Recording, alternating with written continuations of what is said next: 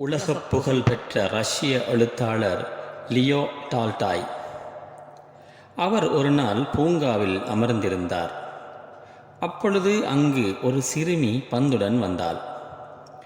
டால்டாய் அருகே வந்து அவரை பார்த்து, என்னோடு விளையாட வாரீர்களா என்று கேட்டாள். அவரும் ஒப்புக்கொண்டு அந்த சிறுமியுடன் சிறிது நேரம் விளையாடினார். மாலை நெருங்கவே அந்த சிறுமி டால்டாயிடம் நான் போய் வருகிறேன் என்று கூறிவிட்டு கிளம்பினாள். அதை கேட்ட டால்டாய், உன் அம்மாவிடம் சொல்லு, நான் டால்டாயுடன் விளையாடினேன் என்றார். அதற்கு அந்த சிறுமி, நீங்களும் உங்கள் அம்மாவிடம் சொல்லுங்கள், நான் ஷர்மிஷ்டாவுடன் விளையாடினேன் என்றாள். உலக புகழ்பெற்ற தன்னை அவள் தனக்கு இணையாக நினைத்ததை எண்ணி தன் கர்வத்துக்காக அவர் வெட்கப்பட்டார். ஆம், யாரும் யாரை விடவும் உயர்ந்தவரென்றோ தாழ்ந்தவரென்றோ மதிப்புமிக்கவரென்றோ அறிவானவரென்றோ அழகானவரென்றோ நிறமானவரென்றோ படுத்தவரென்றோ பணக்காரரென்றோ ஏழை என்றோ நீங்கள் உங்களையும் நீங்கள் மற்றவரையும் நினைத்து விடாதீர்கள். இப்புவிப்பந்தில் ஒவ்வொரு மனிதரும் ஏதோ ஒரு சிறப்புக்கு உரியவர்கள்தான். வான்குருவியின் கூடு, வல்லரக்கு, தொல்கரையான், தேன், சிலம்பி யாவருக்கும் செய்யறிதாளால் யாம் பெரிதும் வல்லோமே என்று வல்லமை பேச வேண்டாம்.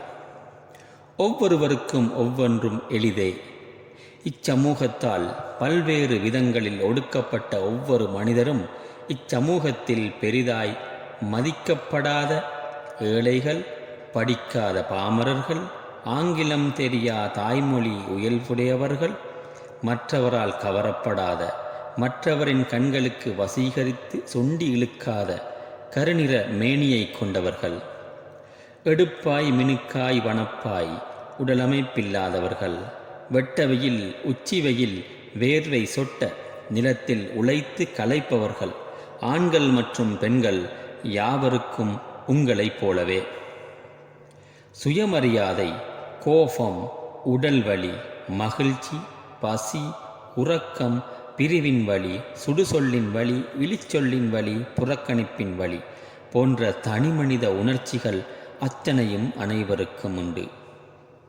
மேற்குறிப்பிட்ட இவர்களை நேசிக்காவிட்டாலும் பரவாயில்லை. சொல்லால், பார்வையால், செயலால், புறக்கணிப்பால், நம்பிக்கை துரோகத்தால், ஏளனச் சிரிப்பால் நெட்டித்தள்ளி வதைத்து விடாதீர்கள். உலக அமைதிக்கு முதலில் நம்முடைய தன்முனைப்பு என்ற ஈகோ, அதனை கைவிட வேண்டும். ஈகோவால் உயர்வு தாழ்வு மனப்பான்மை தோன்றிவிடுகிறது. எல்லா அமைதி கெடுதலுக்கும் ஈகோவும் பிறரிடம் இருந்து எதிர்பார்த்தலுமே காரணமாயுள்ளது. வாழ்க வையகம், வாழ்க வளமுடன். நல்லவற்றையே அனைவருக்கும் பகிர்வோம், அனைவரும் பயனடையச் செய்வோம்.